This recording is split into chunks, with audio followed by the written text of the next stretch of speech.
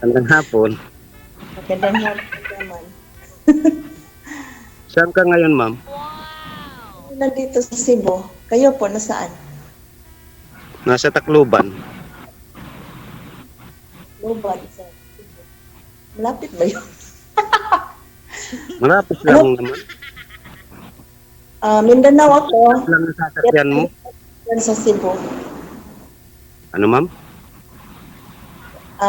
Taga Mindanao po ako. Pero nandito ako ngayon sa Cebu. O, dyan ka na nakatira, ma'am. Oo, sa ngayon kasi dito ako nag-work. Mm. Ano bang pangalan mo? Carmelito. Carmelito. Okay. Ilang taon? Kapatid ni Carmelita. Ilang taon mo po? 48. Same tayo ng edad eh. Ha? Same tayo ng edad. Parang pinagtugma, no?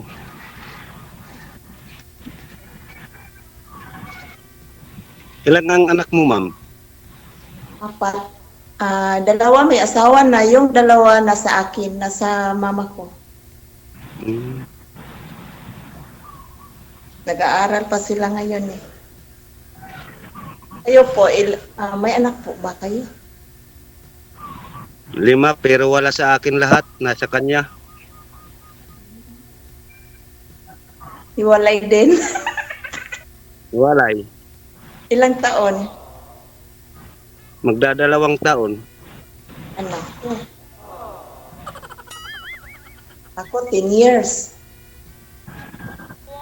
Dalawang taon kayo hiwalay. May posibilidad pa na magkabalikan. May asawa na yan. May asawa na, tapos buntis na siya. Paano pa magkakapalikan? Ako, 10 years. Ang tagal ah. Oo, matagal na. First time pa ako dito sumali. Kayo po? Ngayon lang eh, kaya nga ako kinakabahan. Makikita sa buong mundo.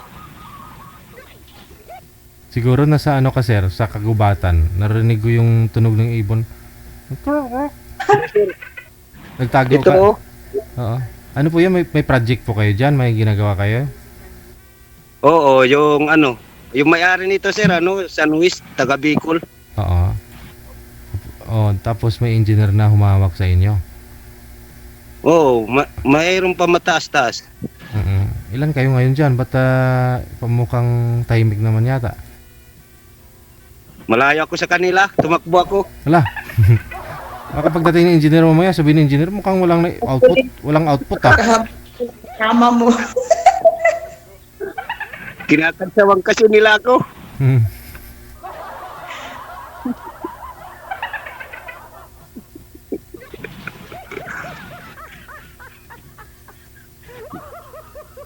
Anong ka pa?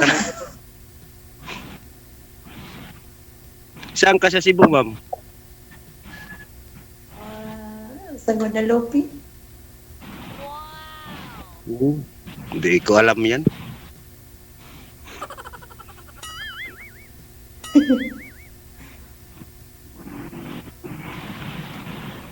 Malapit naman kung anuan. Punta ng Ormoc, sakay ng ano, Supercat o kaya Usanjit. Nako. Yan ang mahirap. Kasi Kaya nga ako, may trabaho ka pa dyan? Oo. Hmm. Kasambahay yung ano ko dito. Work. Medyo malayo pala sa mga anak mo, ma'am. Yung mga anak mo, malayo. Oo, malayo. Nandun sila sa Mindanao sa ano po, Misamis Occidental. Kaya nga ako nagtatrabaho para sa kanila. Okay. Hindi nyo na-try mag-abroad, ma'am? Yung iba, nang sa palanan sa abroad eh. Oo nga, kaso lang yung edad ko, ano na, hindi napasok sa qualification nila. Hanggang 40 lang. Mm. Yung first time, Mm. hanggang 40. Kaso lang, yung edad ko, ano na,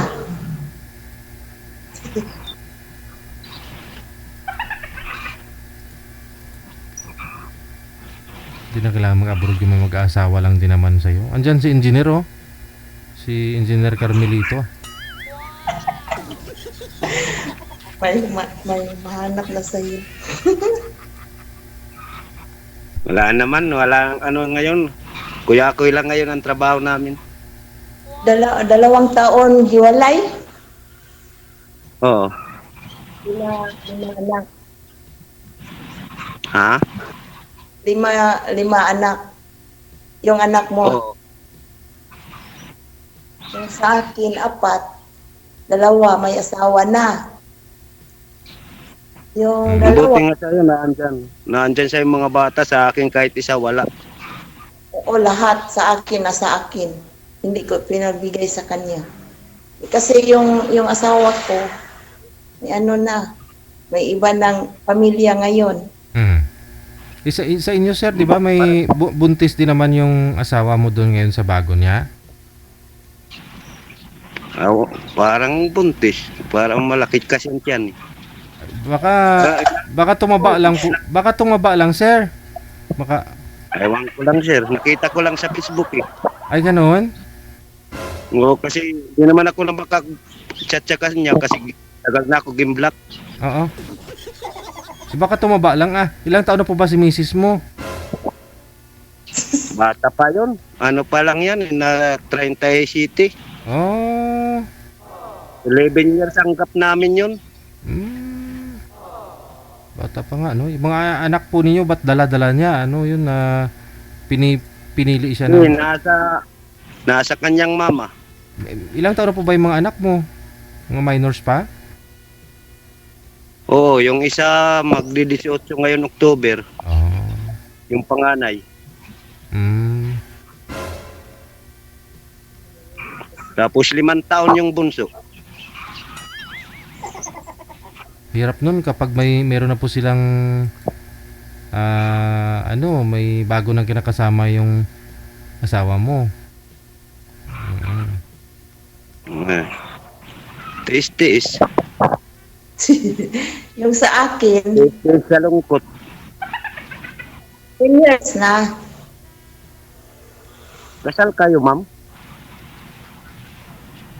Nandito sa Cebu. Hindi kasal ba kayo? Oo nga, kasal kami. Yan ang problema, kasal kami. Pero, hindi naman wala naman akong pakialam sa kanya as siya din. Ano ba, kumbaga, pray na lang kami. Hmm.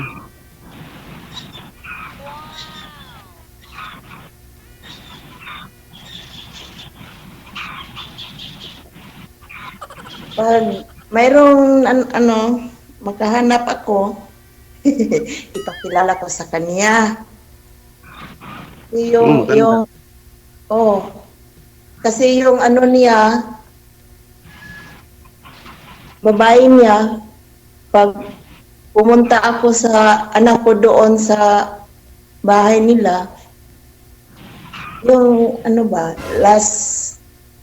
last year, birthday ng anak ko, kami lahat, nakita-kita. Nandun ang Yung husband ko at saka bagong pamilya niya, mga anak ko, doon kami tipon-tipon pa sa birthday. Tanggap ko naman eh. Oo. Kinamusta mo yung bago ni mister mo?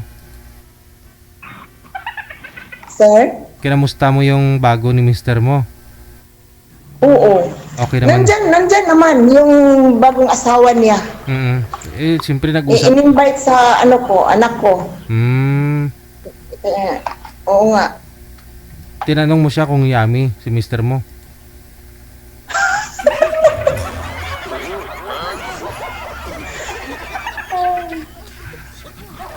DJ.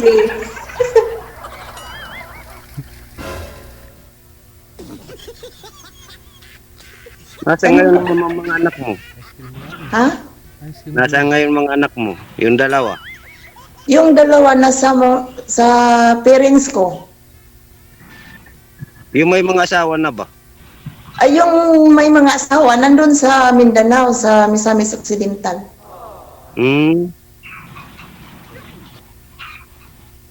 Yung, May- yung dalawa, nasa parents ko, puro, lalaki.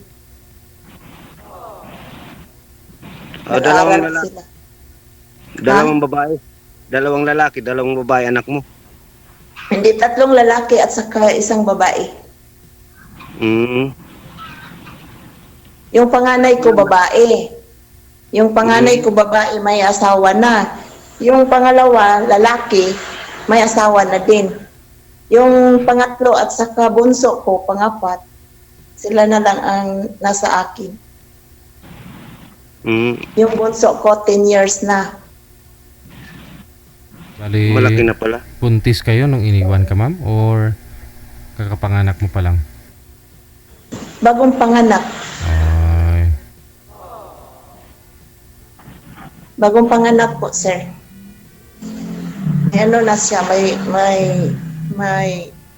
babae na siya. tapos ano yun? Kayo ang umalis ng mga anak mo the time o siyang pinalayas ninyo? Hindi, siya ang umalis sa bahay namin. Oh, kinaya niya po yun na pagpalit kayo, kakapanganak mo pa lang. Oo nga, kinaya niya. 4 ang anak ko. At saka Umalis siya sa bahay namin. kakapanganak mo pa lang, di ba? Oo. Buti na. Mayroon naman akong mga kapatid na nag-ano sa akin, Yung suporta. nag-alaga. Oo.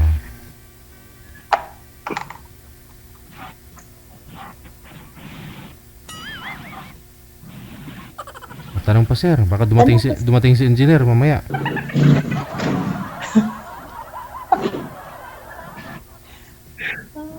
Wala naman ako itatanong na. Ano bang hanap mo sa isang babae? Pwede Wala sa naman akong hinahanap sa isang babae. Basta ang importante lang, magugustuhan niya ang trabaho ko at saka yung sarili ko. Ano bang trabaho mo? Construction lang, ma'am. Anong posisyon mo sa construction? engineer. Around kami, ma'am, mason, karpintero. Ganun ba?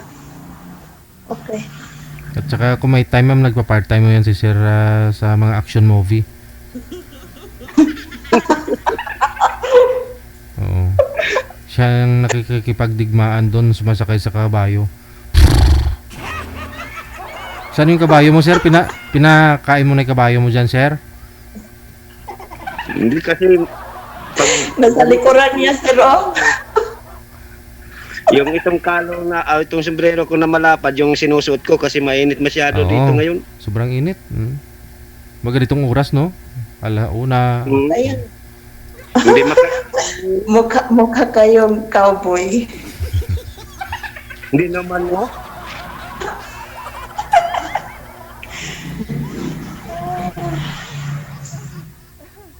Mahaba ba lang counting book ko?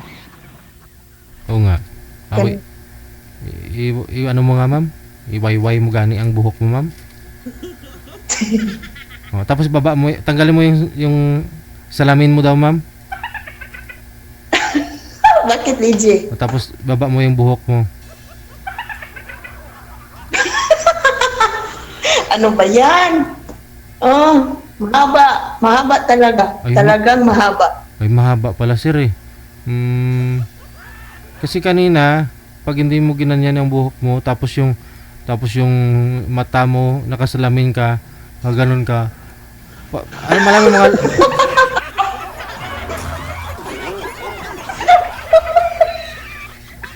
DJ. parang si manager minsan, naalala ko si manager nung may nagpa-line up tapos mga 24 yung lalaki tapos sabi ni manager sa nagpa-line up sabi niya sir ibaba bang cellphone? Madilim sir, hindi kita makita. Sabi ni manager, no, doon sa nagpa-line up na 24 years old. Tapos pinatay yung tawag, sabi ng nagpa-line up. Sabi niya, DJ, ba't matanda binigay mo sa akin? Hindi niya alam si manager. Si manager ganun ganun. Sir, yung cellphone, ibaba. Ay, naku.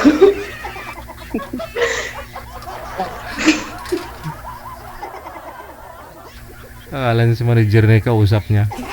Yung ano na, yung partner niya. Tanong ka pa, sir.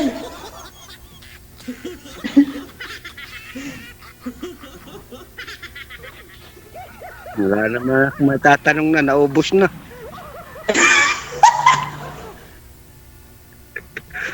Naubos ang tanong mo sa akin. Anong hinahanap mo man pala sa isang lalaki? Siyempre, yung mapagmahal, yung marunong sumikap, at saka hindi takot pumunta sa simbahan.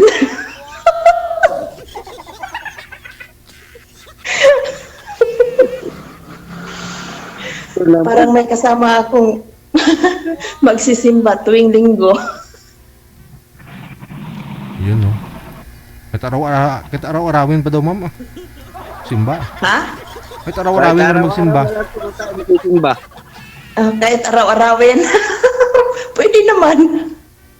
Kahit araw-arawin. Yung madiskarte na tao ba? Yan ang gusto ko. Baka ako na yan, ma'am. Lahat ng Tingnan trabaho na. kasi, alam ko.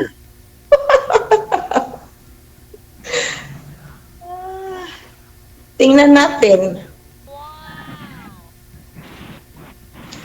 Yung taong tipo marunong magdiskarte sa buhay.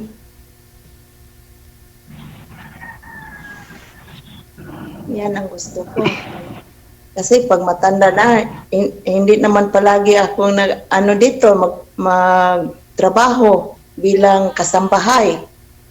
O pag Pag di na makakapagtrabaho. pag hindi na ako makapagtrabaho, I have a plan nga, magnegosyo. Magninegosyo. Ano maganda naman ng negosyo? Tinda. Magtinda. Marami namang pwede, Kung magtindahan ka, bumili ka ng 2 notebook para sa mga listahan ng mga utang mo. mga utang. Wala tapos Yung naman, ititinda ko, yung fried chicken, ano ba yan, litson manok. So marami ka na ngayon ipon. Ay, kunti. Kunti lang. Kasi may 2 anak ako pinag-aral. Ay ngay parito, nandito yung loader. Baka susunduin na kayo sa loader. Kumuha ng mga Baka susundutin na kayo sa loader. DJ, sundutin ka naman. Sundutin. malapit na siyang sunduin sa loader. kumuha ng buhangin kasi nagplaplaster kasi kami ng plaster kami ng sirwol. Ha? Nagplaplastering kami. Saan bang lugar? Ano bang lugar mo? Ako na Samar. Pero Samar. kasawa ko, Bisaya mga tao dyan. oh, Ah, Kalo. halo.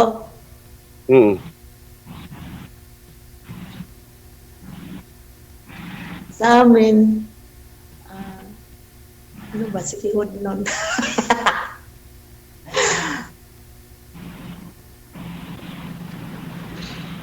DJ, Yes, ma'am. malapit na daw siyang susunduin ng loader. Akala ko Sunduin malapit na siya. ako sa puso mo. Sunduin siya, dalhin sa'yo, ganon. Akala ko ma'am, malapit na ako sa'yo. Sa puso mo ba? Hargoy. Ewan ko, tingnan natin kung pasok ba sa qualification. Nakakakita pa naman ako. Di pa naman ako bulag.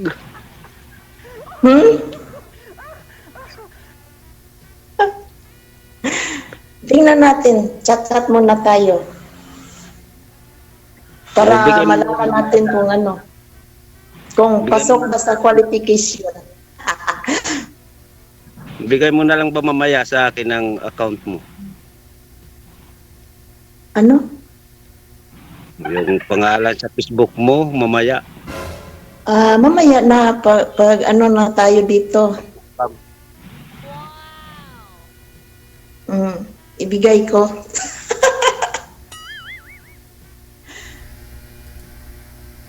Pag naka-live kasi, limitado pa yung pwede ninyo ibigay. Pero pag sa off-cam na, kahit anong gusto ibigay ni ma'am, anong gusto mo, sir, bibigay niya yan. Ibigay ko, DJ, pag pasok sa qualification. Bakit ma'am, may drug test? Mayroon. Delikado ka, sir. Pag makapasa, mayroong test eh. Pag makapasa sa exam, Parang may medical ah. oo nga. May examination pa.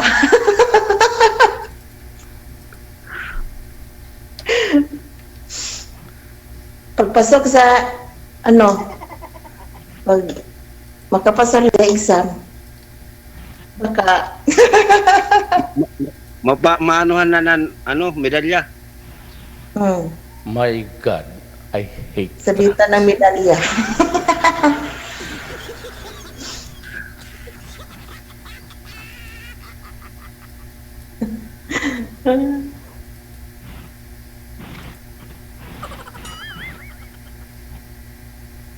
Ano bang sa likod mo? Logi is engineer, sir. Sir, Logi is engineer, sahod niya sa'yo ngayon. 30 minutes na. Kam na yan, sir. Mamaya, bilan mo ng merinda yung mga kasama mo para di sila magsumbong na hindi ka nagtrabaho, ha?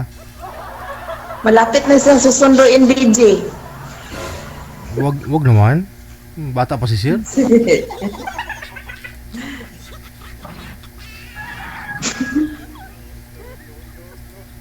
Sunduin. Wala nang tanong, ma'am. Ako wala na. Ha? Ano? May tatanong ka pa ba? Ako wala na. Naubos na. Naubos ng tanong mo? Oo.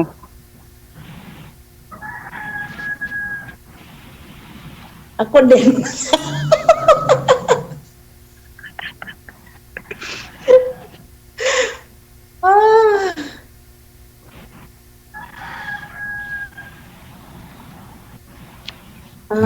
Ano bang tanong ko sa'yo? Paano yan? Basta connected na kayo, wala namang problema, no? Tuloy-tuloy naman kasi pag-uusap niyo sa off-cam. Sige, sir, Okay. back to work ka muna, ha? Okay, DJ, salamat. Sige, maraming salamat. Good luck sa inyo. Connected Okay na po, kayo. DJ. Okay. Salamat po.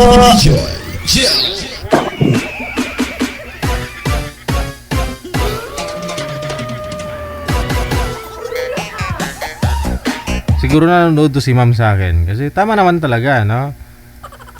Sa pag-aasawa, kung may mga manliligaw sa inyo, parang trabaho po yan eh. Bago ka makapasok sa trabaho, kailangan mapaasa mo lahat, no? Ibigay mo lahat ng mga required ng ina-applyan mo, no? Mga docs mo, ganyan, di ba? Kasama na po yung medical dyan. Kasi meron po dyan kasi nanliligaw, mabait sa tingin, di ba? Pero yun pala, Iba ugali. Oh, healthy tingnan pero pag magsama na kayo, hingalin pala. Parang hindi makapatong. Hindi makaakyat. Na no. 'Di ba? Kasi may heart problem ganun. May lahi pala pag bilog yung buwan. Maakyat sa puno ng niyog tapos sabay talon. Tao pa nang umakyat. Nung tumalon, maligno na. May mga ganun eh. Kaya mas maganda na rin yung makilala nyo ng lubos ang isa't isa. Yung background ninyo. Yung iba kasi dyan, walang kasiguraduhan. Hindi pa alam kung talagang hiwalay. Naniwala. Hiwalay na ako sa asawa. Ganun. Yung iba inabot pa ng tag-ilang taon bago nalaman na may asawa pala yung asawa niya. Oo. Ay, biyudo na ako. Naniwala naman yung girl. No? Inabot ng taon, nalaman niya na buhay pala yung asawa. Hingian nyo ng tama yun, drug test. No? Sabi ni girl, drug test. Patingin nyo sa siruhano. Sa albularyo ba? O baka mamaya may doktor pa, general check-up ninyo.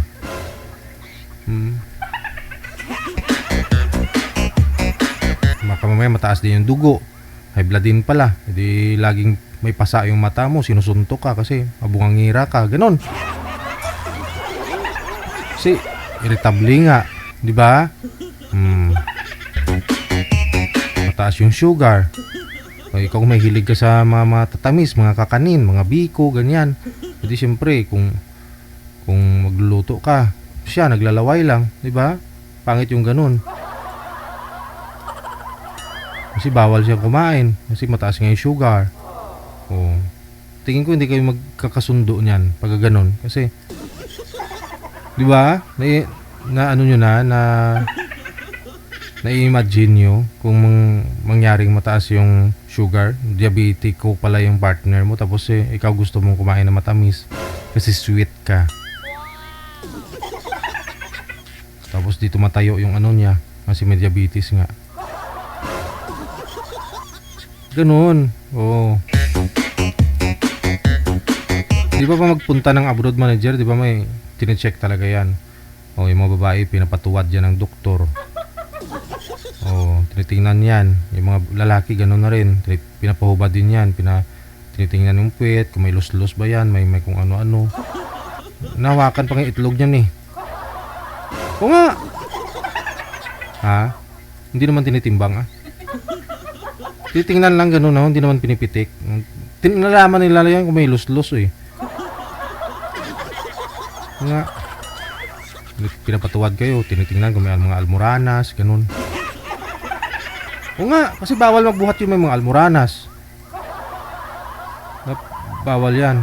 O diba? Kanyang kiksido yung pag-abroad. Eh sa pag-aasawa, wala eh.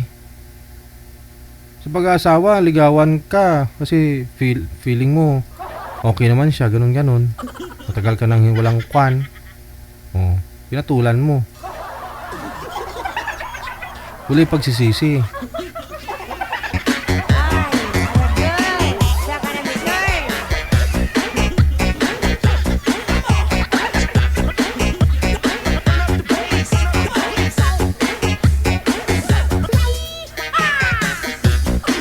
Dapat, bago kayo mag-asawa, paubarin mo sa harapan mo. Kamo gusto ko makita, patingin. Yun lang yun, para walang sisihan. Baka pagdating ng araw sabihin, hindi naman, nag-asawa ako para hindi naman sa ganyang bagay. Kasama na yan. Diba? Kasama na yan. Nag-asawa ka pa kung wala ka man lang dudukutin kung gabi kasi tulog. Diba?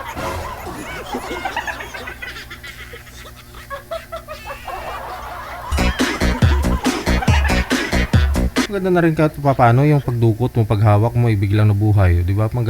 May hawak-hawakan ka. Kaysa naman kahit anong pitik mo, hindi ayaw walang response.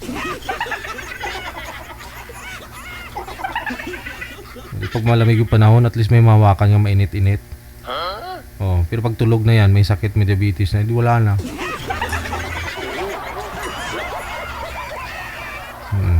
Hindi pinapatawa ko lang kayo. Masyado kayo seryoso. Semana Santa ngayon tapos masyado pang seryoso. Mukha na kayong Semana Santa.